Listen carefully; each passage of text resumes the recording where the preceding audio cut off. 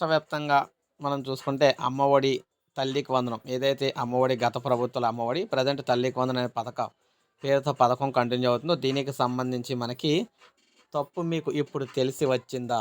మీరు పదవిలో ఉన్నప్పటి నుంచి ఉపాధ్యాయులు మొత్తుకుని చెబుతుంటే అప్పుడు విన్నారా? అప్పటి ప్రభుత్వ పెద్దలు విన్నారా?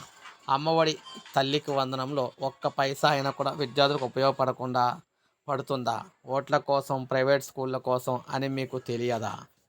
విద్యాశాఖలో ఉపాధ్యాయులను మించిన ఐఏఎస్లు ఎవరు సార్? మీరు ఐఏఎస్ కదా? మీ వలన విద్యాశాఖకు కానీ గత ప్రభుత్వానికి కానీ కొంచెమైనా మేలు జరిగిందా? మీకన్నా ఉదారమైన మీకన్నా సాధారణమైన ఉపాధ్యాయుడే మేలు. మీలాంటి విభిన్న ఆలోచనలతో విద్యాశాఖను చిన్నాభిన్నంతో సర్వనాశనం చేశారు.